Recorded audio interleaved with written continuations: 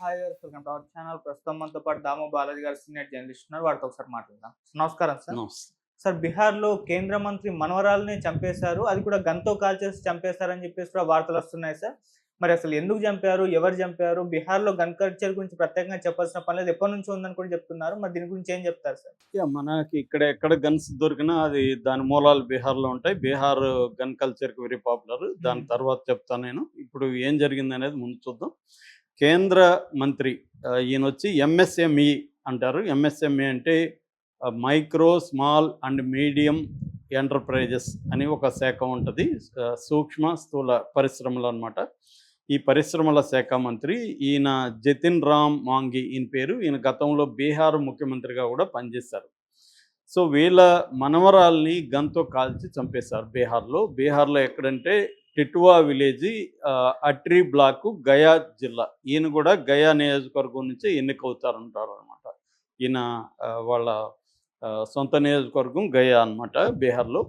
So వీళ్ళ మనవరాలి పేరు సుష్మాదేవి. ఆమెకు 32 ఏళ్ళ వయసు. ఆమెకి 2 పిల్లలు ఉన్నారు. వీళ్ళ హస్బెండ్ పేరు రమేష్ సింగ్. ఇతనే ఆమెను చంపేశాడు. అంటే భర్తే భార్యని గన్తో కాల్చేశాడు. ఆ గన్ను కూడా ఏం గన్ అంటే కంట్రీ మేడ్ గన్ను. అంటే బీహార్లో కంట్రీ మేడ్ గన్స్ అనేవి ఈజీగా దొరుకుతాయి. మామూలుగా వాటిని తపంచా అంటారు. షార్ట్ బోర్ 12 బోర్ తుపాకీ అంటారు వాటిని. షార్ట్గా ఎంత ఉంటుంది. సో దీన్ని తపంచా అని కూడా పిలుస్తారు. అక్కడేమో కట్టాస్ అని కూడా అంటుంటారు అనమాట బీహార్లో. ఇలాంటి గన్తో కాల్చేశాడు. కాల్చేసి పరారైపోయాడు.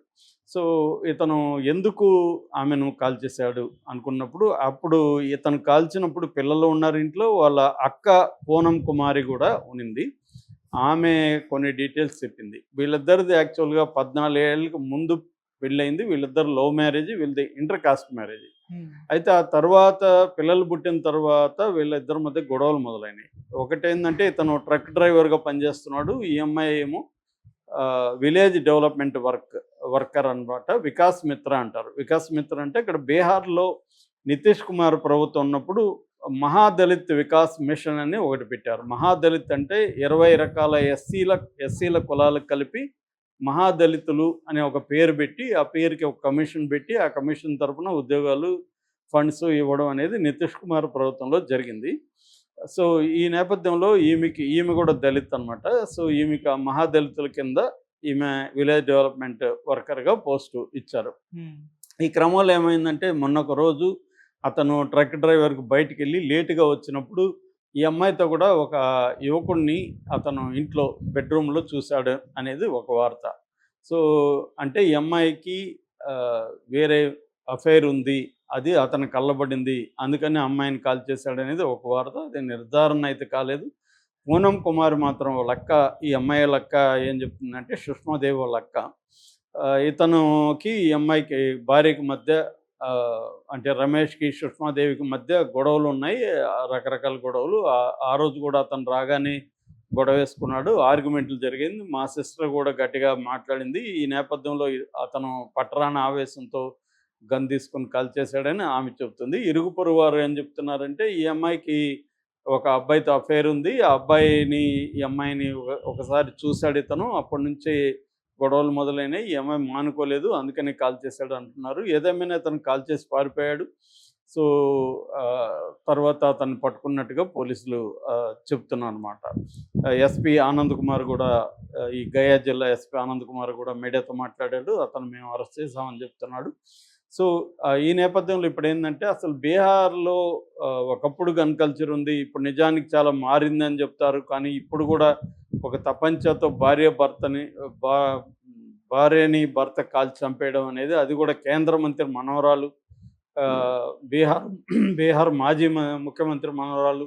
పైగా ఆయన పొలిటికల్ పార్టీ కూడా ఒకటి ఉంది. ఆయనకి హిందుస్థానీ అవామీ మోర్చా అని పొలిటికల్ పార్టీ ఉంది.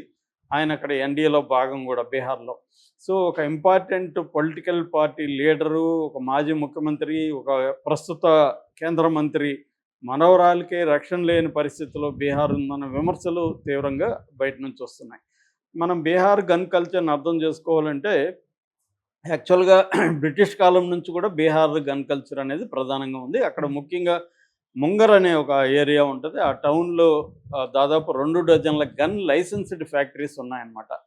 సో ఎందుకంటే అప్పట్లో బ్రిటిష్ వాళ్ళు మిలిటరీ వెపన్స్ తయారీకి బీహార్ను కూడా వాడుకున్నారు. బీహార్లో ఐరన్ ఓర్ కూడా బాగా ఎక్కువ ఉంటుంది. మనకు మగధ సామ్రాజ్యం ఫస్ట్ అక్కడే రావడానికి కూడా కారణం ఏంటంటే ఆ ఏరియాలో ఇనుప గనులు ఎక్కువగా ఉండడం వల్ల భూమిని తవ్వడానికి నాగలికి కర్రు ఇనుప వాడడం, చెట్లు కొట్టడానికి కత్తులు గొడ్డళ్ళు వాడడం, ఇవన్నీ జరగడానికి ఆ ఇనుప ఖనిజం అనేది ప్రధాన కారణంగా.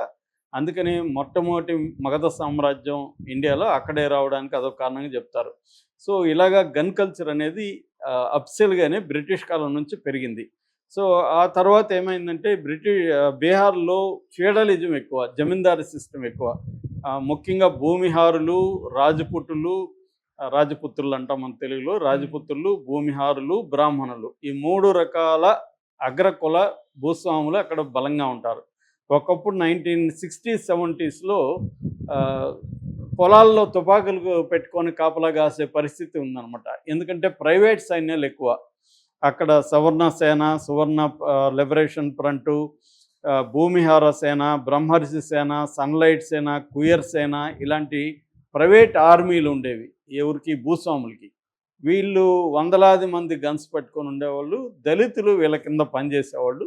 మెల్లమెల్లగా దళితుల్లో చైతన్యం రావడం మొదలుపెట్టింది. అక్కడ మావోయిస్ట్ కమ్యూనిటీ సెంటర్ అనే ఒక పొలిటికల్ నక్సలైట్ పార్టీ బయలుదేరింది. అట్లాగే సిపిఐ-ఎంఎల్ లిబరేషన్ అనే ఇంకొక నక్సలైట్ పార్టీ బయలుదేరింది. ఈ 2 పార్టీలు ముఖ్యంగా ఎంసిసి మావోయిస్ట్ కమ్యూనిటీ సెంటర్, అదే తర్వాత పీపుల్స్ వార్తో కలిసి సిపిఐ-ఎంఎల్ మావోయిస్ట్ అనే పార్టీగా ఏర్పడింది 2004లో. సో ఈ ఎంసిసి అనేది అక్కడ రివర్స్లో వీళ్ళొక సైన్యాన్ని తయారు చేయడం మొదలుపెట్టారు దళితులతో.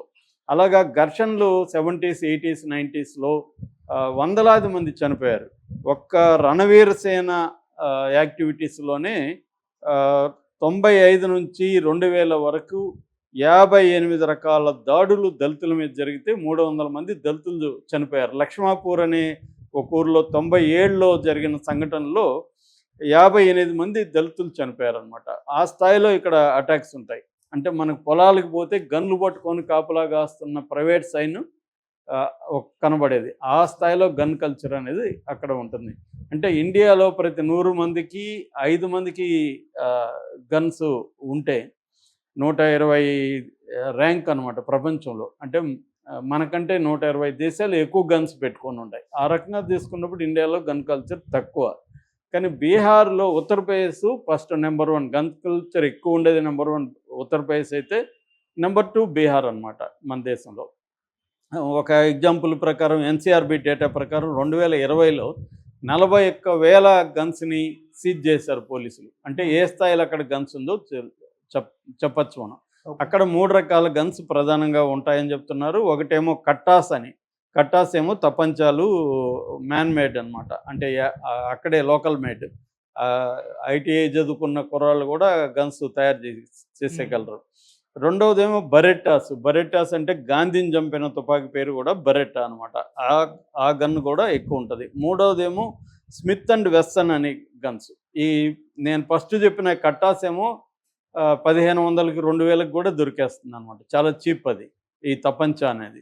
రెండవదేమో బరెట్టా కానీ లేకపోతే స్మిత్ అండ్ వెస్సన్ ఏమో 30,000 నుంచి 75,000 వరకు 1 lakh వరకు కూడా దొరుకుతాయి అన్నమాట.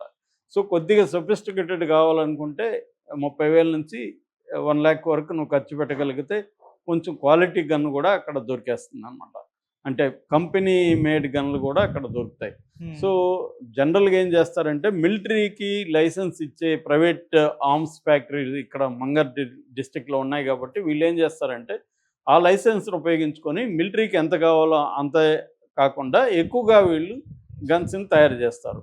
ఈ గన్స్ని ఎక్కడికి ఒకసారి తయారు చేసినాక అమ్మాలి కదా, ఎవరికి అమ్ముతారు? మావోయిస్టులకి,